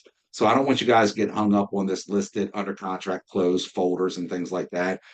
Figure out what your market center is doing and what your area does, because everybody does a little bit different. However, you will have a checklist. You should have a checklist. This is where the compliance piece comes in. Okay. So I don't want to get hung up in the checklist part, but understand that you should have a checklist in the center of this opportunity. And this is where the compliance piece comes in. When you first create your opportunity, you are going to have, see if this is one of them. Perfect. You're going to have your checklist. If you note, we already verified my DocuSign's connected or your dot loop. Again, if you're using Authentisign, get with your tech trainers to find out how you're doing that, because I don't know if it connects to Command or not that I know of. So you're going to go right here and you're going to hit Start Transaction. This is where the connection between dot loop or DocuSign comes in. So these little buckets right here that you see, I can attach documents to this for compliance purposes. And there's two ways I can do it. As long as I hit, never go to DocuSign and start an opportunity or transaction. Always start it in Command, hit Start Transaction. When you hit Start Transaction, it creates a room. Inside a dot loop, it's a loop. You guys know that. And once you have that room, like this one right here, is forever connected to that opportunity. So once I hit Start Transaction, it creates a room for me and takes me right to this part where my documents are. Okay. You guys follow me on that? Okay. Let me go back to Tucker's opportunity so that I can. So I'm so sorry. I know It's we're okay. short on time, but so in my market center, we don't currently use Command for the forms. We use Zip Forms and Glide, and so like there are multiple platforms in which I have to do this. Like even when I did my BRBC, like my buyer representation contract, I had to go into Zip Forms to start the transaction in Zip Forms. So in Command, in case in the future we ever do pull it in, because I am going to ask if I can, they'll help me do this. Would we start the transaction for the buyer when we get the BRBC signed? Do you have a BRBC? Sorry. Yeah. So here's the deal. If you're using Zip Forms, are you using DocuSign in conjunction with Zip Forms for signing purposes? Because Zip Forms doesn't have a signing aspect. Right. Yeah. So what you would do is you still, again, get with your tech trainers because everybody does it a little bit different. We're pretty much in line over here on the East Coast on what everybody's doing. I've learned further west we go, the funner it gets. Obviously, that's why time flew by tonight. You should, in my opinion, you should always be starting your transaction inside of Command, connect it your DocuSign to Command, and maybe you can fix this with people. Again, I don't know what you got set up, but I'll show you what you should be doing, then get with your tech trainers and your market center to find out how you're doing it, and maybe there's a better way. Okay. You should have your DocuSign connected to Command, even though you're using your Zip Forms, because I can still go to my Zip Forms and I can do what I want to do in Zip Forms and then use DocuSign for signing. For compliance, what are you doing for compliance purposes? How are you getting your documents submitted for compliance and them going, yes, you have everything you need, everything's signed and all that? Okay, so I've only started a transaction in the sense where I've only gotten to the point where the BRBC is signed. We've began an offer, but my clients didn't want to move forward with it. We're not at a second offer or a submitted offer. So as of this moment, what I understand is that we have a compliance person and our TCs assist us with ensuring that all of this is connected. So in our Zip Forms, we have a giant like folder and then additional documentation, but the giant folder has, X, Y, and Z that's required. And then the TC will let us know if there's something else. Like we work with them, obviously, like we need to tell them, give them the information so they know how to get us the forms. But that's what I understand right now is that they have access to our zip forms. Are you on an actual team then, Amy? No, it's just a brokerage. A Or I market mean, center I'm just a TC? market center. Okay. Yes. She doesn't work for Keller Williams, but she is one of our TCs. Like we have She's a okay, list. so they have outsourced some of their stuff then. So they have somebody doing your compliance for you is what I'm suspecting because everybody should what I'm going to show you, everybody should be doing this. Okay. This is the way it should be done. And they may be doing it in some way. You just got multiple steps to it. So Okay. let me show everybody what you should be doing. And again, if the market center is providing somebody to do it for you, don't worry about it. Just do your paperwork, turn it in, and let them worry about how it gets to compliance. If you change offices and go to another KW office, it's going to be good for you to know this. Fair? Cool. Yes, All definitely. right. Thanks. So as you see, this box here has turned into go to transaction instead of start transaction because this has already been started and it is connected to DocuSign. For compliance reasons, once a document has been signed, like this, or something's been done outside of my DocuSign and I brought it into my DocuSign in the sense of a PDF, I need to attach those items to my checklist to submit to the Market Center for compliance purposes. There are two ways you can do this. One being through DocuSign. If you note here, it says attach file forms, DocuSign, or I can do it manually. So which means I'm just going to bring it from my computer. I can either open my files and drag and drop, or I can click on this box, go find the document I'm looking for, click on it, hit open, and then you're going to see it gets attached. I then have the ability to open it here, and I can scroll through the document. I can show all the pages in the document. I can even split documents right here if I want to, if I want to turn it into two separate ones. I can rotate documents in here. So if it's something you scanned and it got scanned sideways and it loaded into command like this, I can just rotate it around until it's straight and it will save it like that. All right. Or I can connect documents right out of DocuSign. Now, when I do this, I have a working folder that I can access. My working folder is my folder that my documents are in inside of DocuSign. If I click on this, you're going to see I have a listing agreement folder and I have a rooms doc folder. If I'm on room docs and I click next to this line here and I need the document here, I'm going to see every single document that is in DocuSign in my room folder. So before I attach anything, I want to go back into DocuSign and I want you to see something. For those that have worked in DocuSign at all, you get this folder right here called Room Docs. It's the only folder in the room when you create the room. For simplicity, believe it or not, it's easier. You can create additional folders. So if I go up to my action button over here, the blue action button on the right-hand side, when I click on it, I can go right here and say add folder. Now I get to name the folder, and I'm going to call this one, we'll just do ratified Jones. So let's say I ratified a contract on my listing with Joneses who are buying this house. So if I go back to my room docs, I can now go pull any document related to this contract. So let's say this one's related to the contract, this one's related to the contract, and this one, and this one, and this one. As you click on documents and put the little check mark in there, did you guys notice that this little menu up top appeared that wasn't there before? Mm-hmm. What that's going to allow me to do is multiple things. One, I can create an envelope. An envelope is where I get it signed inside of DocuSign. So if I want to take all those forms and send them out for signing, I click on that. If I want to download, I go here, archive here, delete here. Please note, if you are going to archive a DocuSign form, DocuSign forms are identified by the blue icon.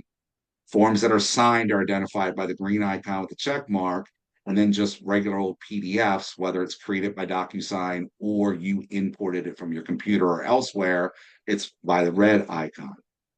If you archive a DocuSign form and then later on realize you need it, and you go back over here to add and click on DocuSign forms, if I go in here to look for one of my forms that I might need,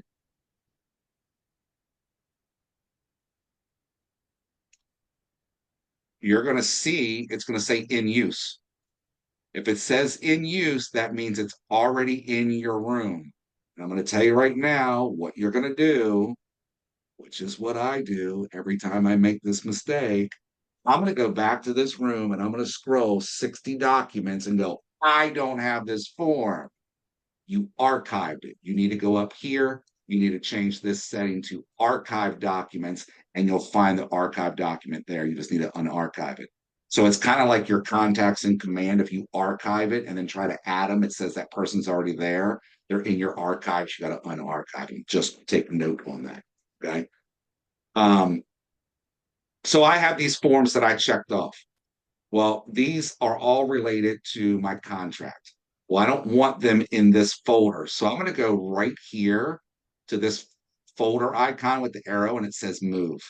I'm going to click on that. This now allows me to move this to other locations inside of DocuSign or to a folder within the room.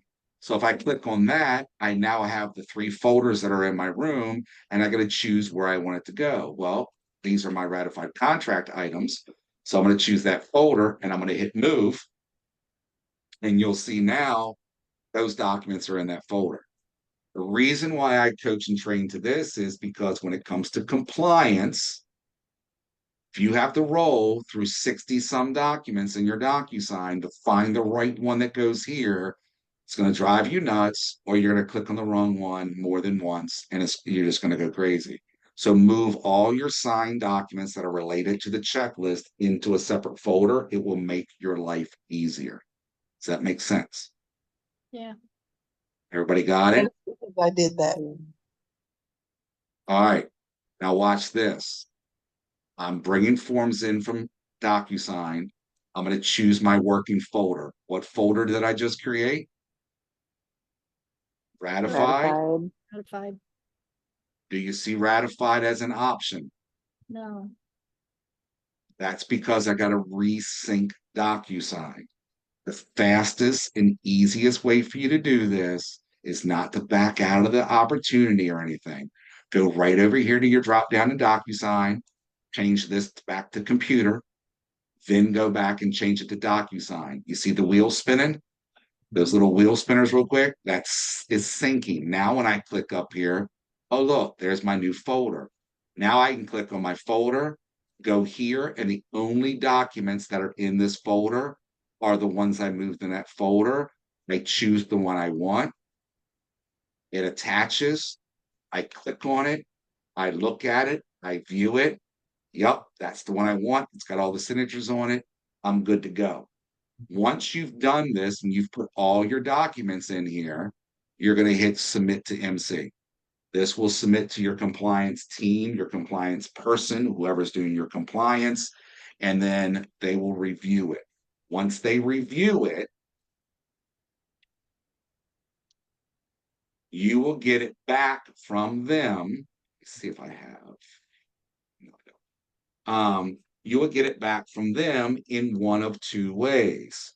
One, it's going to be green and it's going to say approved, or it's going to be red and it's going to say returned.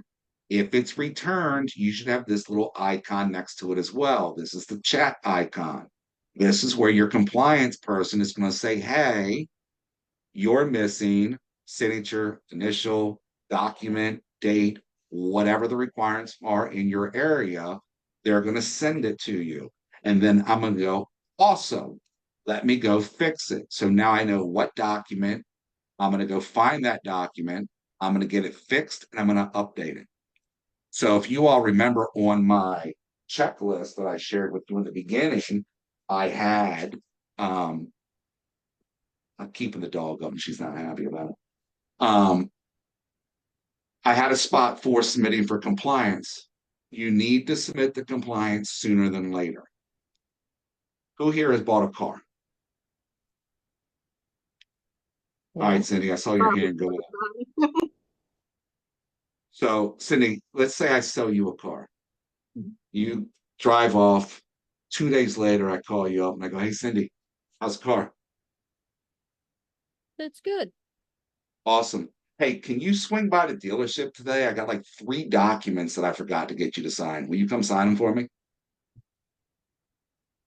What documents?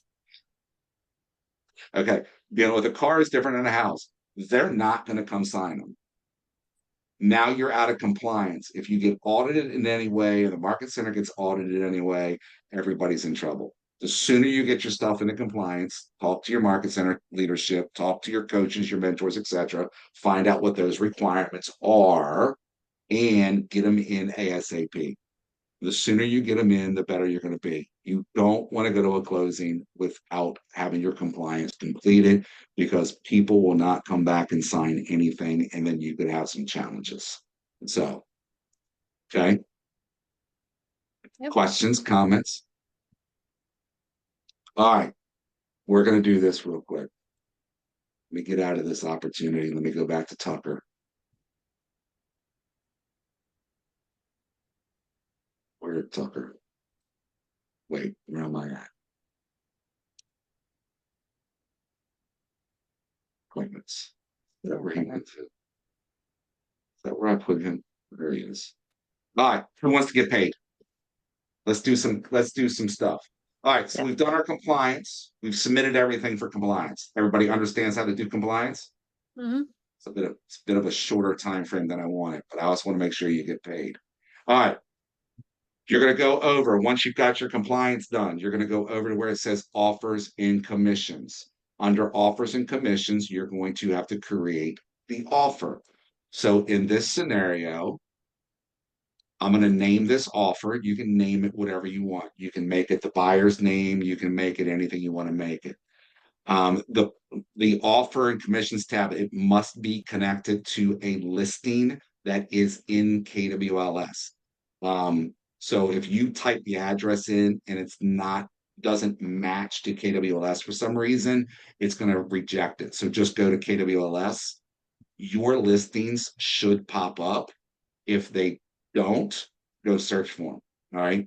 Once you find the one you want, you're just going to click on it. It's going to put it in here. You're going to identify the property type. We're going to classify the property, resale, new home, multifamily, etc. This is a resale. Units. One property is a unit, one full unit. So 1 unit. If this had multiple units in it, maybe I put 2 in there, or multifamily 5, whatever it is. Seller information is there because, well, it's my client, it's in my transaction. I'm in there because it's me. We're going to go down and we're going to fill in some buyer information. The only thing that's required is the buyer's name. Okay.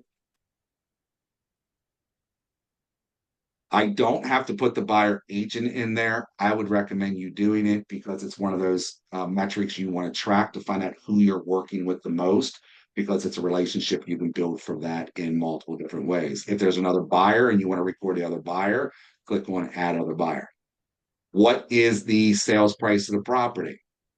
How much of that is in cash? You should be able to determine this directly from the lender. Even if you're the listing agent, you should know what the finances are. You can pretty much tell from their financing letters as well when it says, well, the loan amount is, let's use California numbers. The loan amount is 1.5 million, yet the sales price is 2.2. That means they're bringing $700,000 to the table, right? So this will all add up to this. What percentage or dollar amount is the earnest money deposit? We're going to say 3,000. Contract date, have to have that. So let's say we went under contract on the 3rd and we're going to settle on the 28th. I can now go down and put comments in here. Comments in here can be anything. It can be pros and cons. It can be whatever you want to note about this transaction that's important to you. I have two options at the bottom: create the offer or create and accept the offer. I'm only going to hit create offer, and I'm going to tell you why. Every offer you get should be recorded inside of Command. That is my opinion.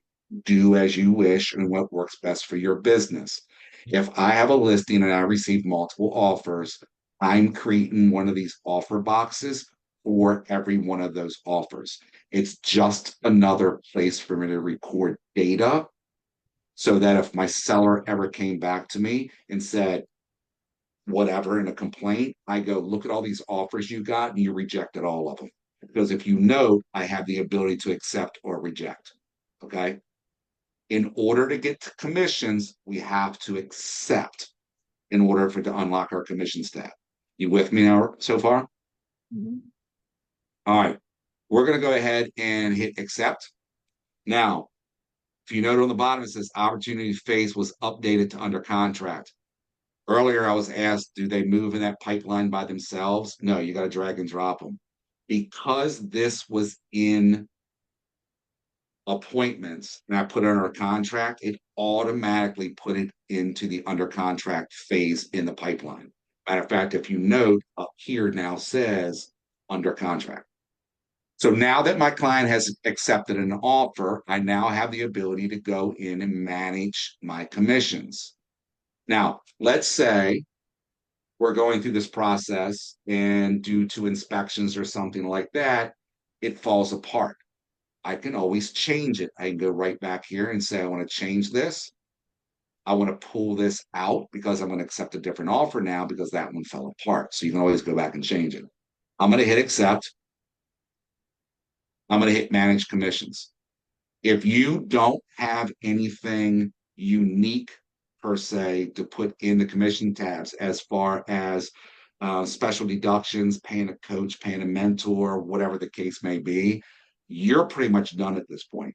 The system knows what your splits are for your market center and does all the calculations on its own. And over here on the right-hand side, it's going to tell you, this is the check that I get based off of these splits over here.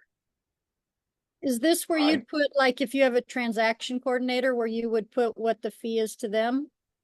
Correct. If you're going to pay somebody else something else, then you can put it in here as a deduction or other things like that. So I would go in here and say edit listing commission.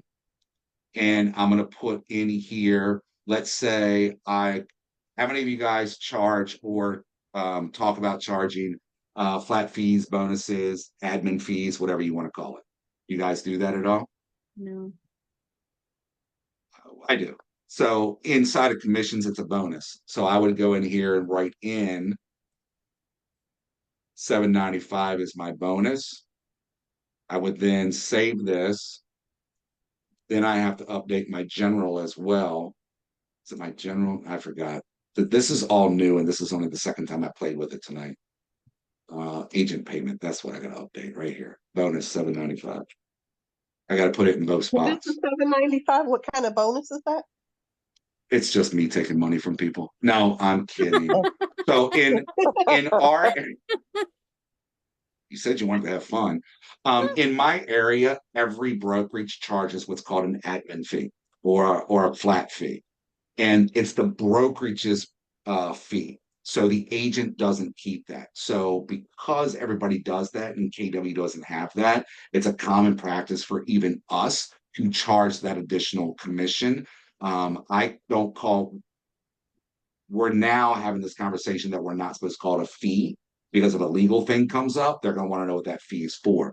We can call it additional commission. I can call it a transaction cost. I've actually started calling mine transaction cost. Not fee though, it's the word fee. So I see Kelly, you're $6.99. I used to be $3.95 for buyers and $4.95 for sellers. And then I spoke to another agent that I know, and she's $7.95 across the board for both. So I upped mine. Nobody ever bats an eye at it. Now here's the difference in what happens. I'm going to save this.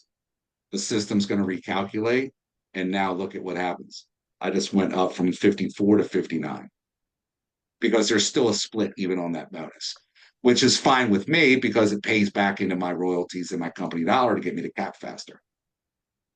So I don't mind it being that way. But this is where you're going to make all your edits, get with your tech trainers and your market center based on what your additionals. So like your transaction coordinators, your contract to close people, whomever you're paying admins out of the commission, something that's due out of the commission, you're going to do it from here. And this is where that deduction is going to be at. Okay. And if you look up here, this is also where you're going to have like outside referrals, concessions, bonuses, co-brokers. You can get in here if your office collects E&O from your commissions. My E&O is involved in my monthly office fee, not in the commission. If you're contributing to Bold, if you're giving the KW Cares, Next Gen, whatever those deductions are, all of those things are inside of this part here. The bonus is that you get to see what your check is actually going to be once you do this. Once you complete this, you should be submitting it to the market center, which I'm not going to do. My MCA will get mad at me because this is all fake right now.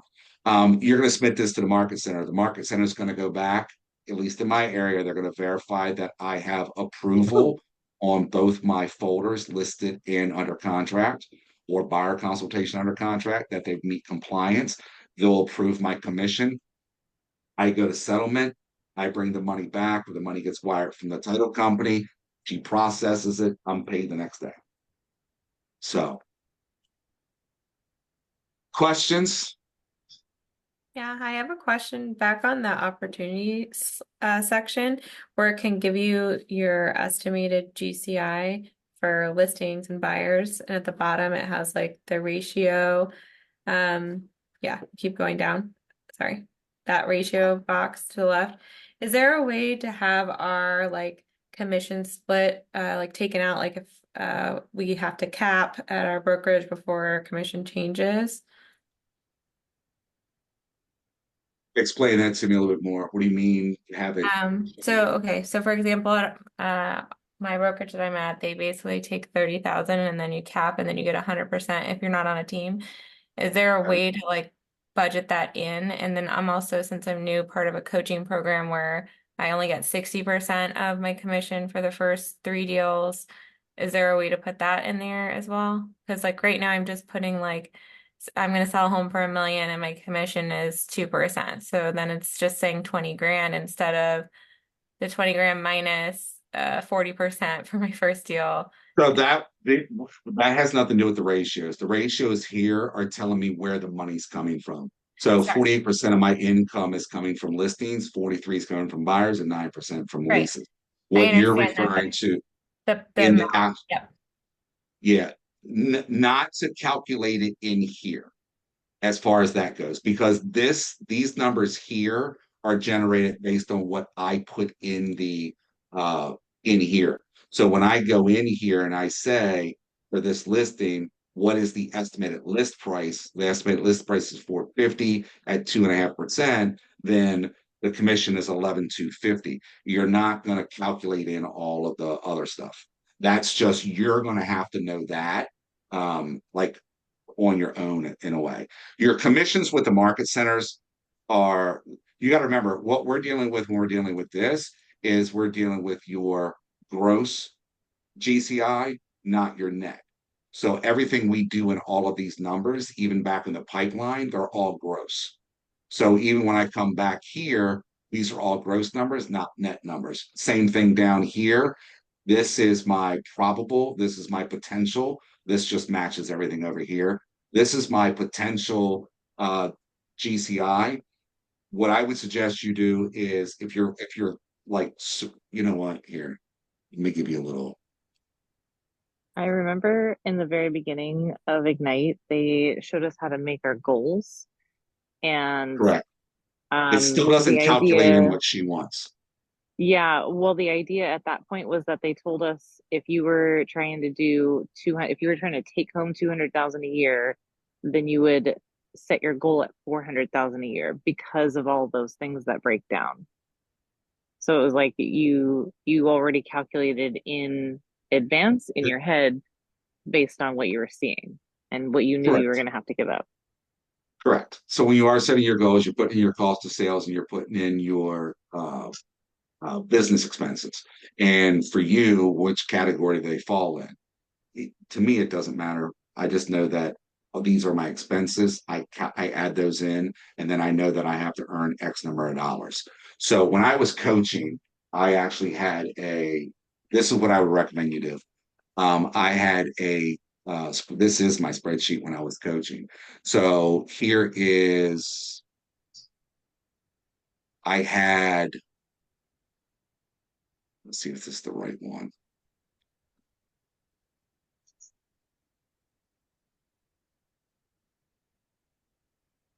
This isn't my team one. I had 3 people on a team that had really crazy splits, but it could still work here. You'd want to work up a little bit of a spreadsheet that says that whatever the sale price is, what the commission is, less the referral. So like, what are you paying into your coaching program? Like if you're paying 10%, 5%, 8%, whatever that comes out to be, and then include whatever that flat fee is if you're doing one. If not, then it would give you the total commission, and then it would take out all your royalties and company dollar, and then you calculate it that way. That's something you're going to calculate on your own, to be honest with you. So, Brian, we got. Yeah, my question was, so it's back on submitting to my MC.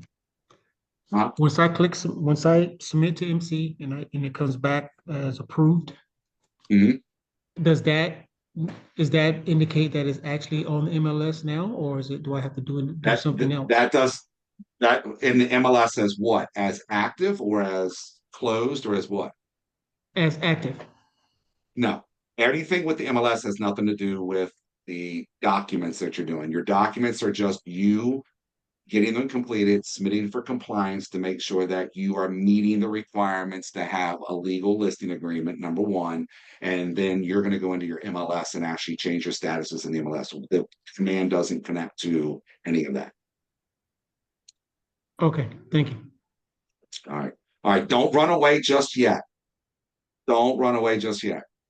I have a few things. First and foremost, any last minute questions before we end? I have one question.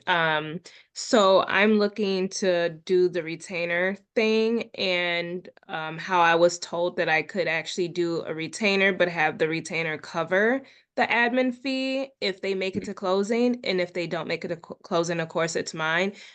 Would that be the same way I would enter it, or I wouldn't enter anything in command then in that case, correct? Because it's coming out of my pocket that I already covered. It wouldn't be the admin fee in command. I don't do retainers. Get with your market center. I can't answer that one because I don't know what that would look like. It's a good question. I just don't know what to tell you on that one. Okay.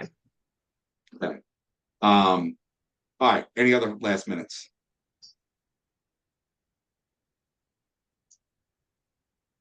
Okay. Hearing none. First, thank you to all of you as a co-creator of this Ignite After Dark and the tech side of it. I'm excited to see so many people completing it. You guys are just one day away. Please show up tomorrow and finish off with a bang. I don't recall our actual starting number for West Coast from day one. On East Coast, we started with 198 people on day one. And we're going to finish with about 30. So I'm going to encourage you all to keep attending Ignite. Now, granted, depending on if it's hosted in your market center or not, we are launching a fall session in September, and it's going to be a little bit more reduced. Please, if your market center participates again, make sure that you're attending again, because what you heard in this round is what you needed to hear this round. What you're going to hear in the next round is what you need to hear in the next round. Then I'm going to ask you all to do me a favor. Would you all mind doing me a favor? No, I'll do it. Don't mind at all. Not at all. So please go back to your leadership and share your feedback. We're going to be reaching out to you all directly, and we're going to be reaching out to the market centers directly once everything is done, looking for feedback. What did you like? We'll take good, negative, give us some constructive feedback. to help us out, so to make sure that we have September's launch even better than what this one was. And if you are giving the best feedback possible to your market centers, hopefully your market centers will participate again in September, so you can join in again and continue your learning and growing process. Is that a fair request? Yes. Yeah, it's fair. Thank you very much. And lastly, when we reach out to you all, we're going to reach out to you all directly. We'd love to get some testimonials from you that we can use when we promote September. We will take written. You can just send something back to us, allow us to use at least your first name and where you're from type situation. We'd love a video or two, just a quick, 30-second video saying what you got out of it. So when you see that come out, please send us your feedback or your testimonial, to Alana and I, so we can promote September's event, so we can get another great turnout and continue to help and service you all. Okay. Sounds good. Love it. All right, guys, it is just shortly past our time. I appreciate all you guys have done over the past several weeks. I'm looking forward to seeing you guys in the fall, hopefully, and seeing you guys achieve great things. If you need anything, reach out to me. I'm available. If not, your market center tech trainer or your regional tech trainer is more than happy to help you out as well, or your coaches, your mentors, your peers, your team leader. And if you're desperate, go to your OP. He or she's not doing anything important. But have a wonderful evening. Have a great 4th of July that's coming up. I know I plan on doing that. And I hope to see you guys again in the near future. You got it. Thank you so much. What's the name of this class? This particular session. Yeah. So this particular session, I forget what I named it. So you see, I didn't put up a KW eval. You guys are more than welcome to go complete one if you want. It's not going to be in the Ignite sessions. However, this particular session is called Commanding the Buyer and Seller Journey.